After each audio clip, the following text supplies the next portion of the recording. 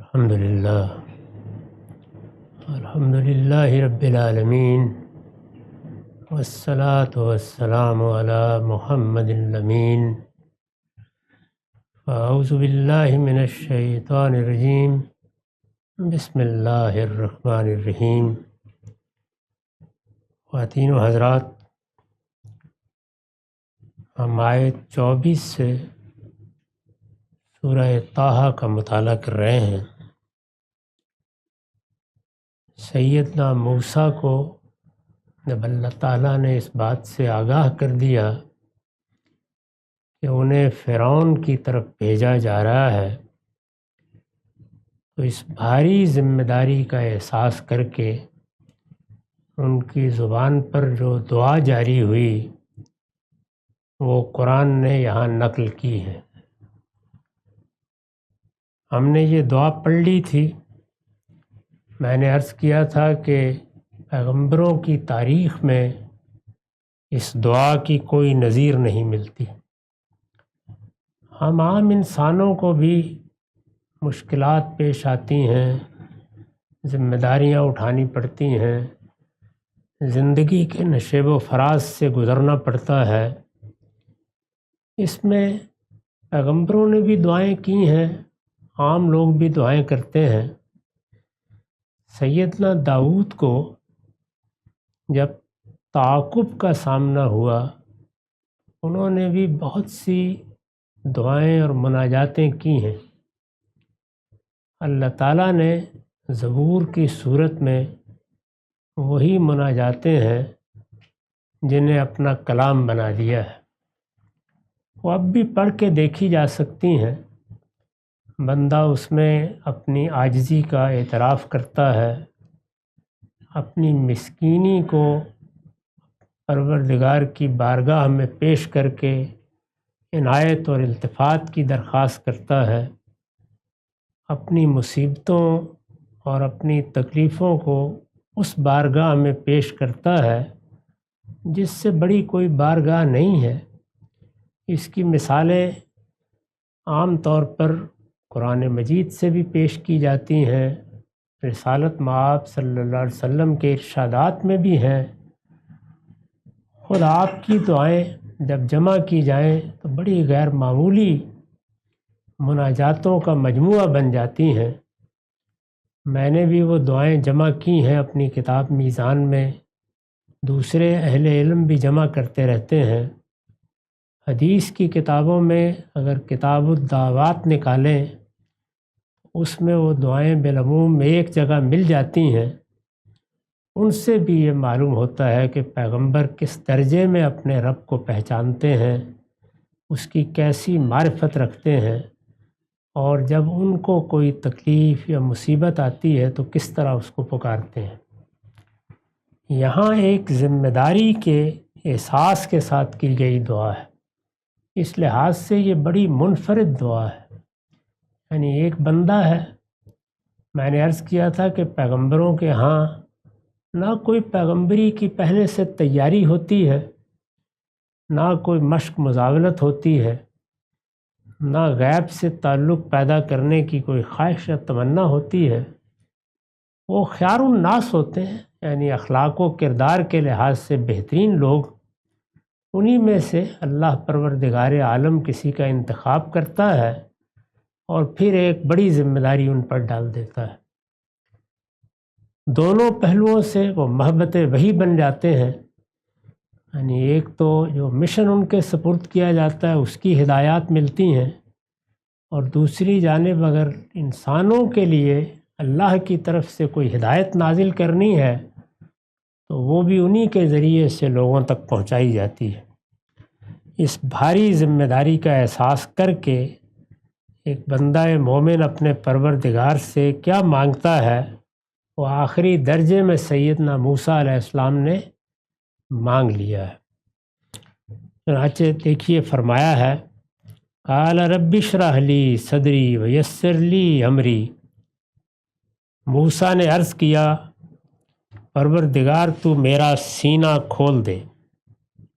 یہاں سے یہ دعا شروع ہوتی ہے۔ یعنی انسان جب کسی حقیقت کا ادراک کرتا ہے اور جو ملکہ اس کو عطا ہوا ہے جسے ہم عقل کہتے ہیں، اس سے اس ادراک کو علم میں تبدیل کر لیتا ہے، تو ایک اگلا مرحلہ اس پر اطمینان کا ہوتا ہے۔ یہاں ایک بڑا ہی منفرد تجربہ پیش آ گیا ہے۔ یہ عام مشاہدے کی چیز نہیں تھی۔ ویسے تو انہوں نے راہ چلتے ایک شعلہ ہی لپکتا ہوا دیکھا تھا، لیکن معلوم ہوا کہ پروردگار عالم نے ان کو مخاطب کر لیا ہے۔ یہ غیر معمولی تجربہ ہے۔ اس تجربے سے مناسبت ہو جائے، اس سے جو علم ملنے والا ہے، اس علم کو نفس انسانی آخری درجے میں قبول کرے اور اس کی ذمہ داریوں کو پورا کرنے کے لیے تیار ہو جائے، اس کے لیے جو شرح صدر چاہیے اس کی دعا انہوں نے سب سے پہلے کی ہے۔ موسیٰ نے عرض کیا، پروردگار تو میرا سینہ کھول دے۔ میں نے لکھا ہے یہ اس موقع پر موسیٰ علیہ السلام کی دعا ہے، جس کی کوئی نظیر انبیاء علیہم السلام کی تاریخ سے بھی پیش نہیں کی جا سکتی۔ یعنی کسی پیغمبر نے اس موقع پر دعا کی ہو، وہ اول تو ہمارے علم میں نہیں ہے، لیکن جو دعائیں علم میں آئی ہیں ان میں اس کی کوئی نظیر نہیں ہے۔ استاذ امام لکھتے ہیں، اس دعا کے لفظ لفظ سے اندازہ ہوتا ہے کہ حضرت موسیٰ نے اس بوجھ کو کتنا بھاری محسوس کیا ہے اور کس دل سوزی کے ساتھ اس بار گراں کی ذمہ داریاں ادا کرنے میں اللہ تعالیٰ سے مدد و رہنمائی کے لیے التجا کی ہے۔ وہ لوگ جو غیب کے حریص ہوتے ہیں، اور یہ تعبیر بھی قرآن ہی نے اختیار کی ہے، اس کے لیے چلے کاٹتے، مراقبے کرتے، انہیں جب اس طرح کی کوئی چیز میسر ہو جاتی ہے تو ان کی خوشی دیدنی ہوتی ہے۔ وہ خیال کرتے ہیں کہ انہیں کوئی بڑا منصب مل گیا ہے۔ اور جس طرح سے ہم دنیا پرست لیڈروں کو دیکھتے ہیں کہ وہ اپنی انا کے حصیر ہو کر لوگوں کو بھی اسی کا اسیر بنا لینے کی جدوجہد کرتے ہیں، اور خود بھی اسی زنجیر میں بندھے ہوئے دنیا کی زندگی کے مختلف مراحل سے گزرتے ہیں، پیغمبر اس طرح کے سفلی جذبات سے بالکل پاک ہے، اور وہ یہ سمجھتا ہے کہ یہ ایک ذمہ داری ہے جو مجھے دی گئی ہے۔ چنانچہ ذمہ داری کے بارے گراں کا احساس لفظ لفظ سے ٹپکا پڑ رہا ہے۔ کس دل دوزی کے ساتھ اس بارے گراں کی ذمہ داریاں ادا کرنے میں اللہ تعالیٰ سے مدد و رہنمائی کے لیے التجا کی، یعنی انہوں نے ہاتھ اٹھا دیے ہیں کہ پروردگار میں تو ایک عاجز بندہ ہوں، اتنی بڑی ذمہ داری آپ نے مجھ پر ڈال دی، یہ آپ کی رہنمائی کے بغیر ادا نہیں ہو سکتی۔ چنانچہ مدد کی درخواست، رہنمائی کی درخواست انہوں نے اس غیر معمولی اسلوب میں کی ہے۔ دنیا پرست لیڈروں کا حال تو یہ ہوتا ہے کہ وہ لیڈری ہی کی ہوس میں جیتے اور اسی کے عشق میں مرتے ہیں۔ یعنی ان کے لیے یہ منصب ہوتا ہے، پانے کی جدوجہد کرتے ہیں۔ ان کے ہاں یہ ان کی انا کا ظہور ہوتا ہے، ان کے ہاں یہ گویا ان کی شخصیت کا عرفان ہے جو دوسروں کو حاصل ہو گیا ہے۔ لیکن پیغمبر کا معاملہ یہ نہیں ہے۔ دنیا پرست لیڈروں کا حال تو یہ ہوتا ہے کہ وہ لیڈری کی ہوس میں جیتے اور اسی کے عشق میں مرتے ہیں، لیکن حضرات انبیاء علیہم السلام کا سینہ اس ہوس سے بالکل پاک ہوتا ہے۔ وہاں نہ کوئی اس طرح کی خواہش ہوتی ہے، نہ تمنا، نہ اس طرح سے لوگوں کا رہنما بن جانے کی کوئی آرزو۔ اس کو قرآن مجید نے رسول اللہ کے بارے میں اس طرح بیان کیا ہے کہ وَمَا هُوَ عَلَى الْغَيْبِ بِضَنِينٍ، وہ تو کبھی اس غیب کا حریص رہا ہی نہیں، یعنی ان کے ہاں اس کے کوئی آثار ہی نہیں ملتے آپ کو۔ ان کو اللہ تعالیٰ یعنی پیغمبروں کو اللہ تعالیٰ جب امامت کے منصب پر معمور فرماتا ہے، اللہ تعالیٰ کی طرف سے تو یہ ایک بڑا منصب ہے، سب سے بڑا منصب ہے جو کسی انسان کو مل سکتا ہے، لہذا وہ منصب ہی دیتا ہے۔ انبیاء علیہم السلام البتہ اس کو ذمہ داری سمجھ کر قبول کرتے ہیں۔ ان کے ہاں نہ اس منصب کی کوئی حرص ہوتی ہے، نہ اس پر وہ شادیانے بجاتے ہیں۔ ان کو اللہ تعالیٰ جب امامت کے منصب پر معمور فرماتا ہے تو وہ اس کی ذمہ داریوں کے تصور سے کانپ اٹھتے ہیں اور خدا سے دعا کرتے ہیں کہ جب اس نے ان پر یہ بوجھ ڈالا ہے تو وہی اس کے اٹھانے کے لیے ہمت و قوت بخشے اور ہر قدم پر دستگیری اور رہنمائی فرمائے۔ وہ اس جگہ کھڑے ہو کر الہام کا محبت بنتے ہیں، وحی کا محبت بنتے ہیں۔ انہوں نے فرمایا رب اشرح لی صدری، پروردگار تو میرا سینہ کھول دے۔ میں نے حاشیہ لکھا ہے موسیٰ علیہ السلام پر جس عظیم ذمہ داری، جس عظیم منصب کی ذمہ داری ڈالی جا رہی تھی، اس کو سنبھالنے کے لیے جیسا کچھ اضطراب و تردد کسی فرض شناس آدمی کو ہو سکتا ہے، یہ اس کو دور کرنے کی درخواست ہے، اور اس لیے کی گئی ہے کہ سینے کی یہ خلش اللہ تعالیٰ کے فضل و عنایتی سے دور ہوتی ہے۔ ایک فرض شناس آدمی کی ساری توجہ اس جانب ہوتی ہے کہ مجھے اگر یہ ذمہ داری دی گئی ہے تو اس کے شعور میں کوئی کمی نہ رہ جائے، میں اس کے تقاضوں کو سمجھنے میں کوتاہی نہ کروں، میں ان تقاضوں کو پورا کرنے میں کہیں پیچھے نہ رہ جاؤں۔ اس کو اضطراب بھی اس کا ہوتا ہے، اس کے سینے میں خلش بھی اس کی ہوتی ہے۔ وہ جانتا ہے کہ اللہ پروردگار عالم یہ سب سے بڑا منصب جب دیتے ہیں تو اس پر مواخذہ بھی اسی کے لحاظ سے کرتے ہیں، چنانچہ ذمہ داری کا احساس ان میں اضطراب بھی پیدا کرتا ہے، تردد بھی پیدا کرتا ہے۔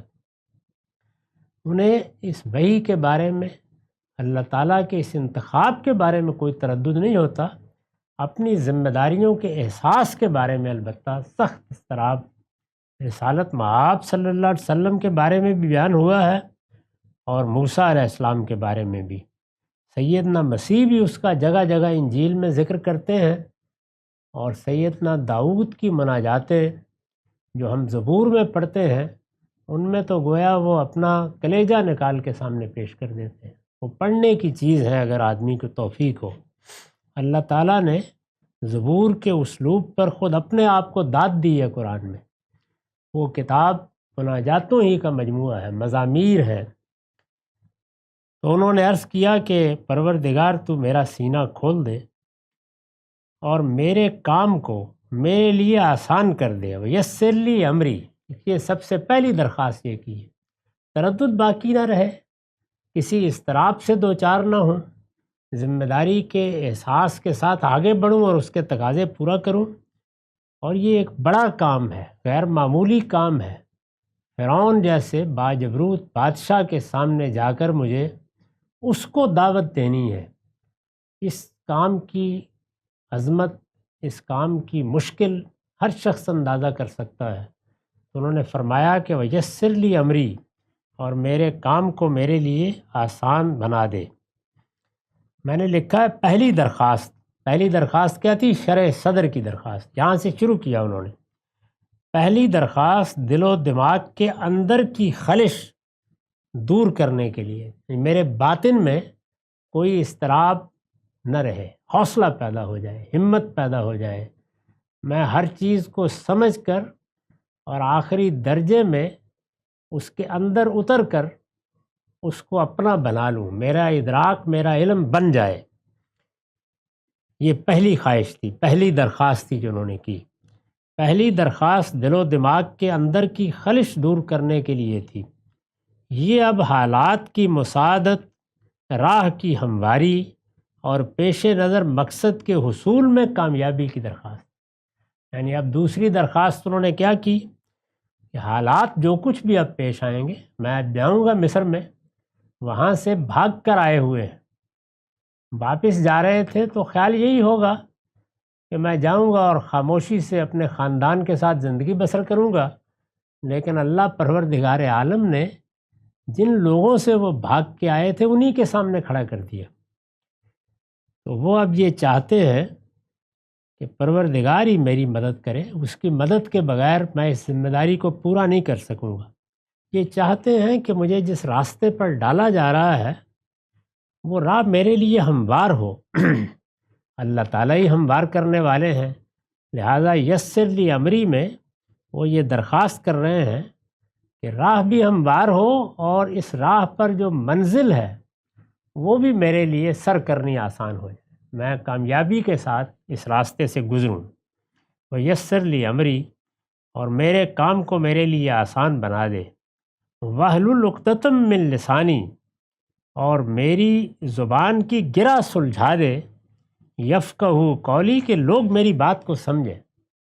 پیغمبر نے دعوت پیش کرنی ہے، اور جب انسان دعوت پیش کرتا ہے تو ایک چیز یہ ہے کہ آپ نے اس دعوت کو سمجھا کیا، یہ باطن کا عمل ہے۔ یہ جب الفاظ کی صورت میں دوسروں تک پہنچتی ہے تو ایک پیرہن اختیار کرتی ہے، الفاظ کا پیرہن۔ الفاظ کا یہ پیرہن باطن کے اس احساس کے مطابق ہونا چاہیے، یعنی جو علم ہے یا جو ادراک ہے وہ جب الفاظ کے ذریعے سے دوسروں تک پہنچے تو پوری بات کا ابلاغ ہو سکے، پوری بات دل میں ترازو ہو سکے۔ وہ جس کو کہتے ہیں نا کہ آج دل خیزت بر دل ریزت، دل سے اٹھے اور دل میں اتر جائے، یہ کیفیت پیدا ہو۔ تو انہوں نے اس کی بھی دعا کی کہ میری زبان کی گرہ سلجھا دے، یعنی میں بات کرتا ہوں تو ہر انسان کو یہ تجربہ پیش آتا ہے کہ خیالات کے لیے جو جامہ تیار کیا جاتا ہے وہ کبھی کبھی ناموضوع سا بنتا ہے، اس میں حسن نہیں ہوتا، اس کی بندش میں کوئی خرابی ہوتی ہے، وہ چست نہیں ہوتی۔ تو الفاظ کوئی معمولی حیثیت نہیں رکھتے، وہ اگرچہ خیالات، تصورات اور اشیاء کے لیے علامت ہیں، لیکن وہ علامتیں مؤثر ہوں، ان میں فصاحت ہو، ان میں بلاغت ہو، وہ دلوں میں جا کے اترے تاکہ اللہ کی حجت بالغہ بن سکے۔ اس کا نتیجہ کیا ہے؟ یہ نہیں کہ لوگ مجھے بڑا خطیب سمجھیں یا میرے لیے واہ واہ اور تحسین کے نعرے بلند ہو جائیں۔ فرمایا یفقہوا قولی، میں جو سمجھانا چاہتا ہوں وہ سمجھ لیں، بات ان تک پہنچ جائے۔ میں نے اس پہ لکھا ہے اس زمانے میں دوسروں تک اپنی بات پہنچانے کا مؤثر ترین ذریعہ خطابت، اب بھی بڑی حد تک ہے، لیکن تحریر نے جو حیثیت اب اختیار کر لی ہے وہ اس زمانے میں اس طرح نہیں تھی۔ اس زمانے میں دوسروں تک اپنی بات پہنچانے کا مؤثر ترین ذریعہ خطابت تھی، یعنی آپ کو زبان سے بات ادا کرنی ہے۔ تو خطابت کا اسلوب اور ہوتا ہے، تحریر میں وہی اسلوب ایک دوسری صورت اختیار کر لیتا ہے۔ تحریر میں آپ کو موقع ہوتا ہے کہ آپ اپنے مقدمات ترتیب دے کے ان میں کوئی حشف ہے، کوئی زوائد ہیں، ان کو ختم کر دیں۔ تحریر میں بار بار کی نظر ثانی ہو سکتی ہے، لیکن خطابت میں تو آپ کھڑے ہو گئے تو پھر آپ کہیں گے جو کہنا ہے۔ قرآن مجید خود خطابت ہی کا ایک بڑا غیر معمولی نمونہ ہے۔ اس میں بھی بالکل یہی تصویر ہے کہ ایک آسمانی خطیب ہے جو گفتگو کر رہا ہے، کبھی دائیں خطاب کرتا ہے، کبھی بائیں خطاب کرتا ہے، کبھی واقعہ سناتا ہے، کبھی پیغمبر کو خطاب کر لیتا ہے، کبھی مشرکین کو خطاب کر لیتا ہے، کبھی اہل ایمان مخاطب ہو جاتے ہیں۔ تو قرآن بھی اصلاً سننے کی چیز ہے، یعنی اگر آپ قرآن مجید کو سنیں گے اور کوئی پڑھنے والا بہت اچھا پڑھ رہا ہوگا تو یہ محسوس ہوگا کہ آپ ایک رواں دواں خطبہ سن رہے ہیں۔ ظاہر ہے کہ ترجمے میں اس کا زبان کا حسن تو منتقل نہیں ہو سکتا، لیکن یہ کہ اگر براہ راست عربی زبان میں سنیں تو یہ حقیقت ہے کہ جو قرآن نے خود بیان کیا ہے کہ اس سے پہاڑوں کا سینہ شک ہو جاتا ہے، یہی صورتحال ہوتی ہے۔ اس زمانے میں دوسروں تک اپنی بات پہنچانے کا مؤثر ترین ذریعہ خطابت تھی۔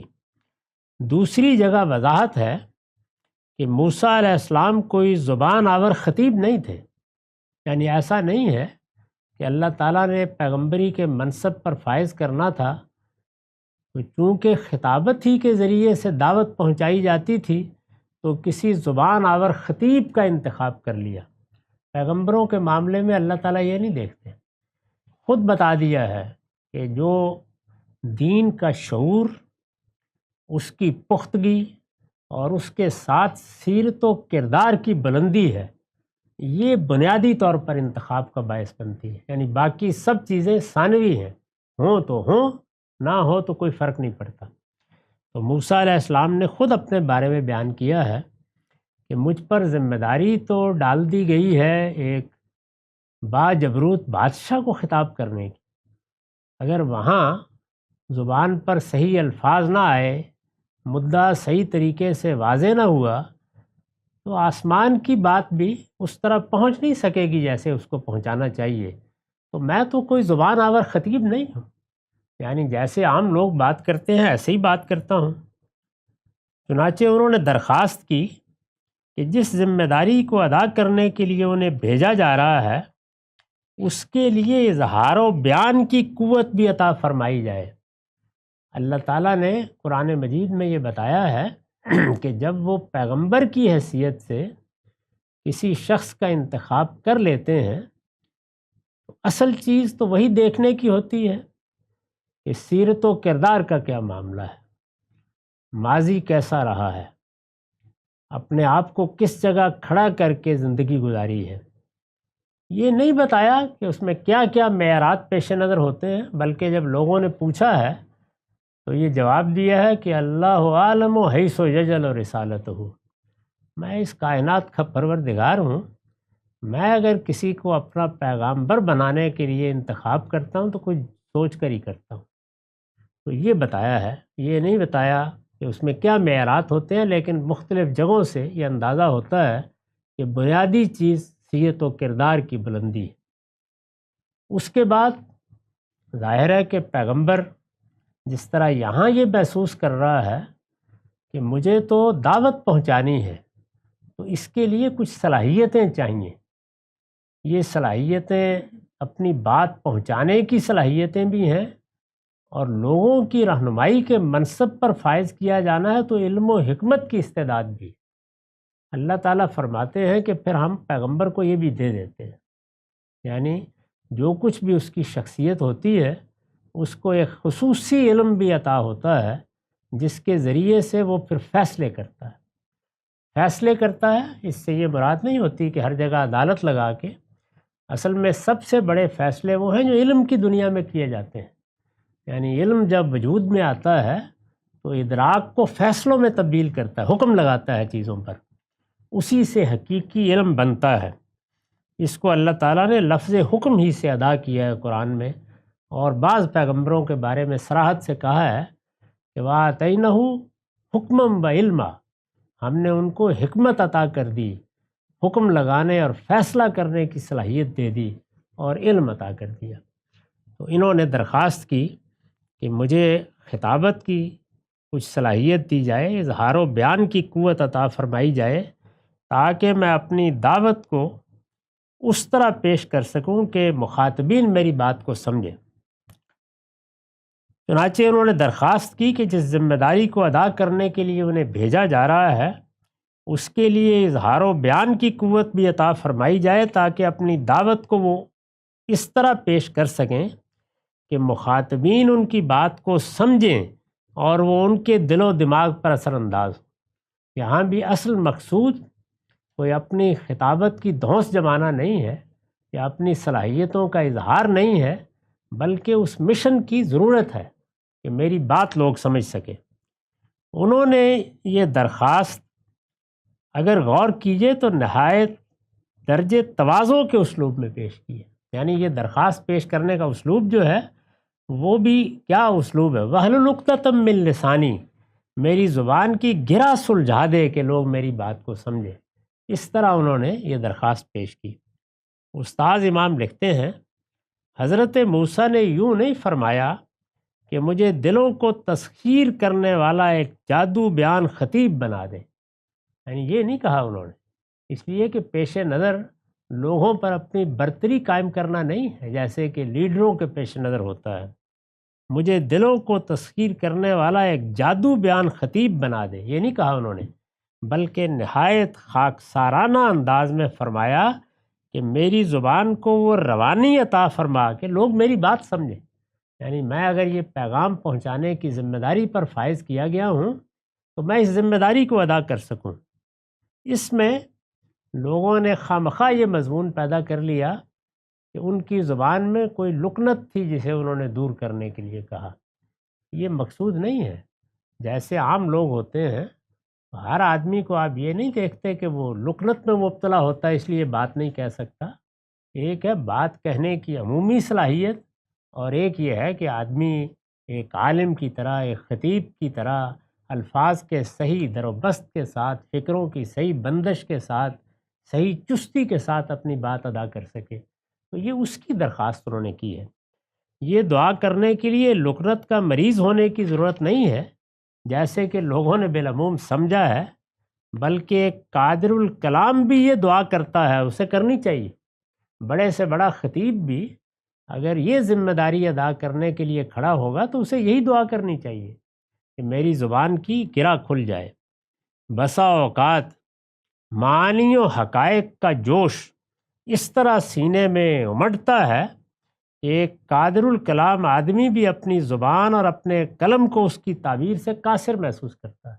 یہ بارہا بڑے سے بڑے خطیب اور ادیب کو بھی تجربہ ہوتا ہے کہ جو معانی اور حقائق اس کے باطن میں اترتے ہیں، جن کو وہ سمجھ لیتا ہے، وہ تو ایک سمندر کی طرح معجزن ہوتے ہیں، لیکن انہیں گرفت میں لا کر اس سے دوسروں کو سیراب کرنا یہ آسان کام نہیں ہوتا۔ اس میں وہ چاہتا ہے کہ وہ بڑے سے بڑا قادر الکلام آدمی بھی ہے تو اسے وہ زبان ملے اور وہ قلم ملے کہ وہ ان چیزوں کی تعبیر کر سکے، انہیں پہنچا سکے۔ تو وہ اس کی درخواست کرتا ہے کیونکہ وہ یہ سمجھتا ہے کہ میں اگرچہ سب جانتا بھی ہوں اور کہنے کی قدرت بھی رکھتا ہوں، لیکن نہ الفاظ صحیح مل رہے ہیں، نہ قلم صحیح طریقے سے ان کو پکڑ رہا ہے۔ حضرت موسیٰ کو عام لیڈروں کی طرح صرف نعرہ نہیں لگانا تھا، بلکہ دین کے حقائق و اسرار کی تفہیم کرنی تھی۔ یہ ہے اصل میں پیغمبر کا کام۔ پیغمبر جب دین دیتا ہے تو یہ دین اس کی ایجاد نہیں ہوتی، یہ تو اللہ کی طرف سے دے دیا جاتا ہے۔ اللہ تعالیٰ نے اس کو اپنی کتاب کی صورت میں دینا ہے، تو دیکھ لیجئے کہ آخری پیغمبر کو بھی وہ کتاب باللفظ دی گئی ہے، یعنی اللہ نے خود اس کو اپنا کلام بنا دیا اور پیغمبر سے کہا کہ آپ اس کو پڑھ کے سنا دیں۔ یہ اللہ کی طرف سے جو پیغام ملا ہے اس کی صورت ہے۔ سنت کو جاری کرنے کے لیے کہا تو اس میں بھی یہی ہے کہ پیغمبر کو متعین طور پر بتا دیا گیا کہ پرانی دینی روایت میں سے یہ چیزیں جاری کر دینی ہیں، اور اگر اس میں کوئی اصلاح ہے تو یہ ہے، ترمیم ہے تو یہ ہے۔ وہاں پیغمبر اپنی طرف سے کچھ نہیں کرتا، یعنی جو چیز دی جاتی ہے۔ جب یہ کہتے ہیں ہم کہ دین کا ماخذ کیا ہے، اور یہ بتاتے ہیں کہ پیغمبر ہی ہے، لیکن پیغمبر سے یہ دین قرآن اور سنت کے ذریعے سے ملا ہے، تو یہاں دین یعنی وہ دین زیر بحث ہوتا ہے جو اللہ نے اپنے پیغام کی حیثیت سے خود دیا ہے پیغمبر کو کہ اس کو پہنچا دو۔ اس کو پہنچانے کی حد تک پیغمبر کا کام یہی ہوتا ہے کہ جو ملا ہے اس کو بے کم و کاست آگے ڈیلیور کر دے، آگے پہنچا دے۔ اس سے زیادہ کوئی چیز نہیں ہوتی، نہ وہ اس میں کوئی ترمیم کر سکتا ہے، نہ اپنی ذہانت اس میں صرف کر سکتا ہے، وہ پہنچانے کا عمل ہے۔ قرآن اس کو خود قرآن کے بارے میں بیان کرتا ہے، یتلو علیہم آیاتہ، لیکن پیغمبر دین کا سب سے پہلا اور سب سے بڑا عالم بھی ہوتا ہے۔ اس حیثیت سے وہ کیا کرتا ہے؟ اس دین کی، یعنی وہ دین جو اس کو پہنچانے کے لیے دیا گیا ہے، اس کو پہنچانے کے ساتھ اس کی تفہیم کرتا ہے، یعنی اس کو سمجھاتا ہے، اس کو دلوں میں اتارتا ہے۔ تو یہ تفہیم ہے جو یہاں زیر بحث ہے۔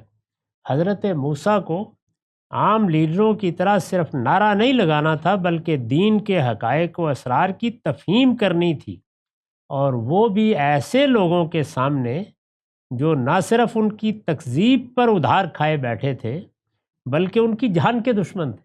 ان لوگوں کی طرف بھیج دیا، اور وہ جان کے دشمن مصر میں غیر معمولی اقتدار رکھتے تھے، ایک بڑی بادشاہت قائم تھی، اور میں عرض کر چکا کہ اس زمانے کے بادشاہ تو اپنے آپ کو دیوتاؤں کا اوتار سمجھتے تھے۔ پھر یہ بات بھی تھی کہ حضرت موسیٰ کو صرف چھدا اتارنے کی خواہش نہیں تھی، یعنی یہ تو نہیں کہ چلیے جی آپ نے ایک ذمہ داری دی ہے، میں دربار میں جاؤں گا اور پھینک کے واپس آ جاؤں گا، یہ معاملہ تو نہیں تھا، اس کو کہاں تک پہنچانا ہے۔ صرف چھدا اتارنے کی خواہش نہیں تھی، بلکہ وہ اپنے مخالفوں کے دل میں اتر جانے کا ارمان رکھتے تھے۔ پیغمبر یہ چاہتا ہے کہ میں اس ذمہ داری کو اس طرح ادا کروں کہ بس میرے مخالفین بھی پکار اٹھیں کہ یہ تو وہ چیز ہے جو ہمارے بھی دل میں تھی۔ مخالفوں سے تو یہ امید نہ تھی کہ ان کے دل اور ہو جائیں گے، اس لیے انہوں نے اپنے رب سے زبان ہی اور مانگی تاکہ ان کو اپنی بات سمجھا سکے، یعنی ان کے دل اور ہو جائیں گے اس کا تو امکان نہیں تھا، لیکن یہ ضرور انہوں نے کہا کہ اگر ان کے دل اور نہیں ہو سکتے تو مجھے زبان اور دے دے۔ یہ دعا ہے، یہ تمنا ہے جو انہوں نے اس موقع پر کی۔ یہ بے نظیر دعا ابھی زیر بحث ہے، اس میں آگے دیکھیے کیا خوبصورت باتیں کہی ہیں۔ ہمارا وقت ختم ہو گیا، اگلی نشست میں اس پر بات کریں گے۔ اقول قولی ھذا واستغفر اللہ لی ولکم ولسائر المسلمین۔